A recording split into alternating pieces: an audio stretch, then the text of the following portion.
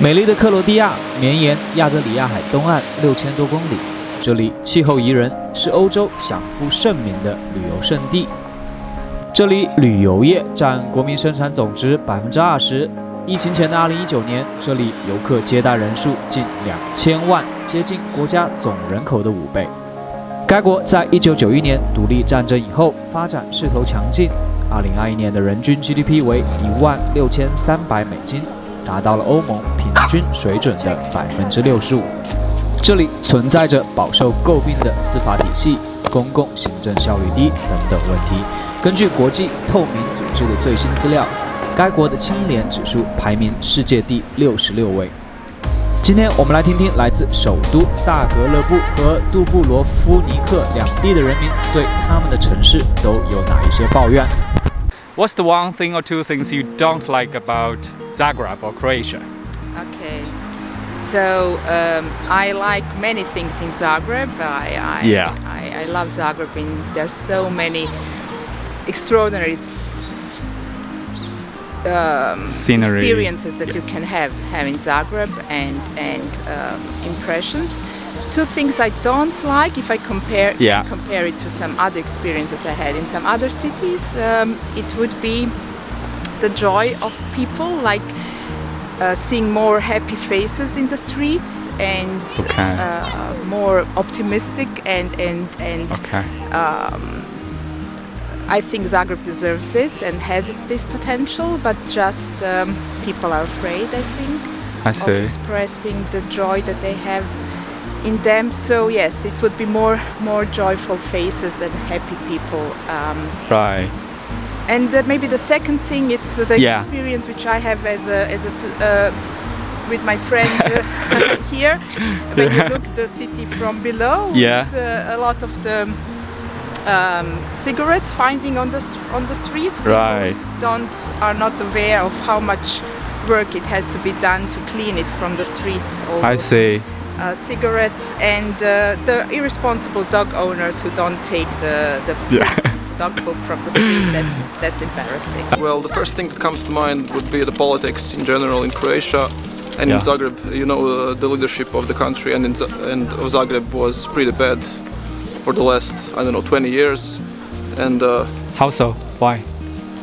In Zagreb there was one man in charge for like 20 plus years, and he was known to give jobs to his uncles and family members, and he was very corrupt, and practically everybody knew about it.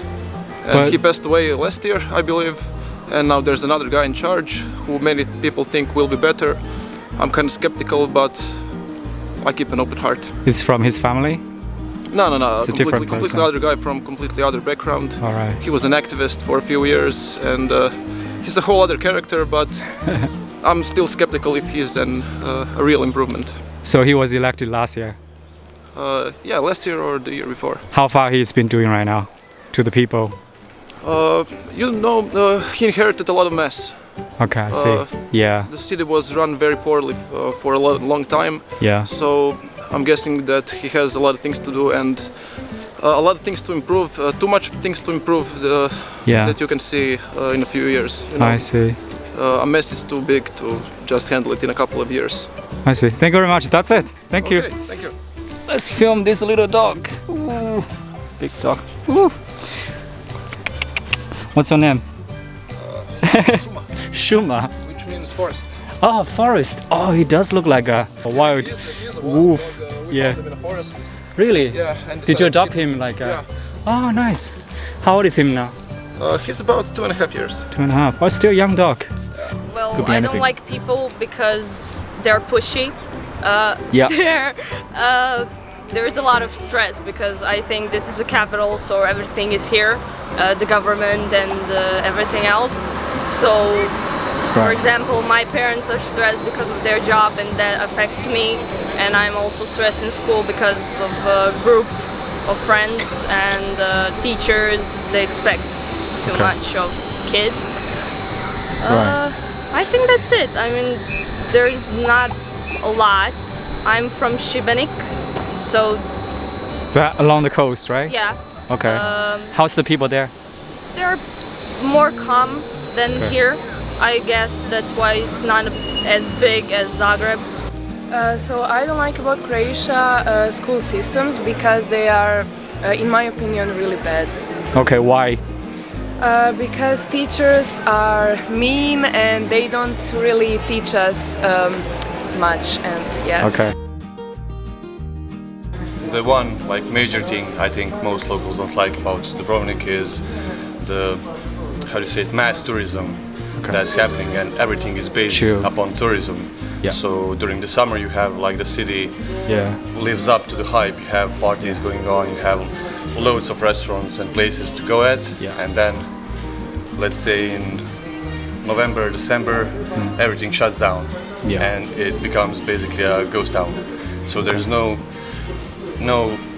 how do you say it, things to do in Dubrovnik as a local during the winter. Okay. You have we are open and maybe 3 more restaurants, so there's not much stuff to do. As a local born and raised here in the old town, I personally mind these winter months when everything is closed. Well, 80% of things are closed and very little people live here in general, so it feels pretty much like a a museum, because not too many people live here and there are very little activities to do.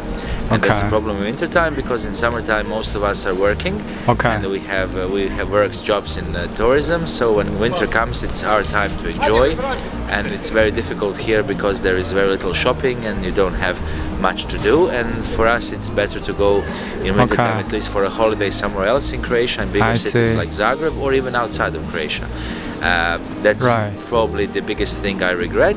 Second biggest would probably be the fact that in the winter time you don't have lots of tourists, so business is very slow, and for those people who have businesses open throughout the year, not just for the summer period but also in winter time, for them it's also very difficult because they have to pay their workers, employees and everything, rent. For older people might be traffic jams and maybe connection to other parts of Croatia, because we are far away from other parts of Croatia. May I ask how much you are affected by COVID? Well, a lot, because in 2020 when this whole thing happened, our season was extremely bad. It was maybe 10 to 15% of what it used to be in 2019 before COVID. And then last year, 2021, was much better, especially from July to October. We had 4 good months of business, but since we are an airline destination primarily relying on airlines and cruise ships, it was difficult for us because we had no cruise ships, and also flights, they were delayed or completely cancelled. So instead of having 50, 60, 70 flights a day, we had only several, and that was very difficult for us, and many businesses bankrupted, businesses especially if they're paying rent, because here rents are huge. And it's very difficult to meet all these financial obligations unless you work at least 6 or 7 months if you have good season and if you work. That's the problem here with Dubrovnik. It's not like London or Paris, where business is every single day, 365 days a year. Here it's more seasonal, and competition here is fierce. You have hundreds of restaurants, cafes, you have thousands of apartments, hundreds of hotels. It's difficult to survive. To be honest, I do not get why people don't come in the winter. It's perfect right now. It's beautiful, but sometimes less people, true, price is low. And it's also good weather. It's not like in northern Germany or Scandinavia or other places where it's very cold and snowy, but generally people enjoy here summertime because they find it much beaches, more beaches and swimming and these summer activities. Here in wintertime many places are closed. As you can see, you don't have many activities going on, and unless we construct something new, unless we make a different type of tourist offer for people to come here in wintertime. So I guess our officials, our local authorities should think about extending season, and probably they should think about new content for tourists to come here, new activities, and maybe some kind of amusement parks or something that will attract people 12 months Exactly, a year. Airline connections. Now we are connected with several cities, only several cities. Istanbul, Zagreb, Munich, only several flights we have a week. And then of course, how can other people come to us if they're not, regular flights between European capitals and us? Exactly. Yeah, thank you very much. Thank you for your time.